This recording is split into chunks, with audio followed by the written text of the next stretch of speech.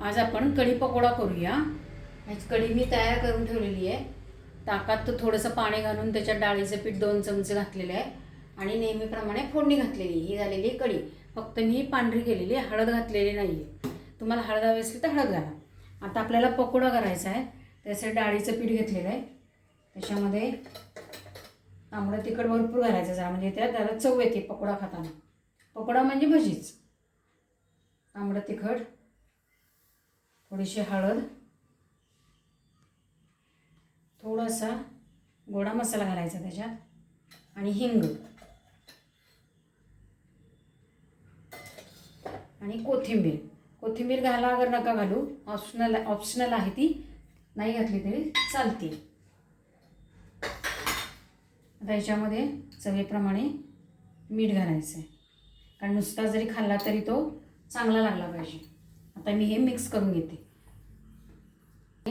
पकोड्याचं पीठ तयार झालेलं आहे आपलं।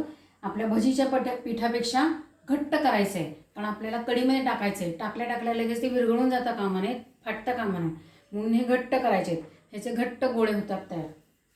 आणि कढी जरा साधारण कोंबट असली कीच त्यात पकोडे घालायचे आहेत आणि छोटे छोटे घालायचे आहेत आपल्याला, जास्त मोठे नाही, कारण वाटीमध्ये कसं छान दिसलं पाहिजे ते।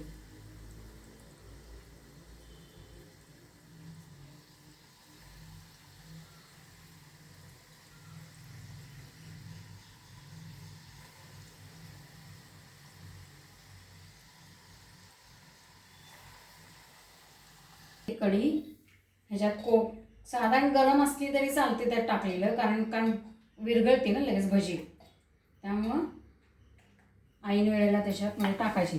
आता आपण घट्ट केलेली आहे, त्यामुळे त्याच्यामध्ये अजिबात विरघळली जाणार नाही। हे कढी पकोडा आपला तयार झालेला आहे। हा जेवताना घालून घ्यायचा पकोडा त्याच्यात।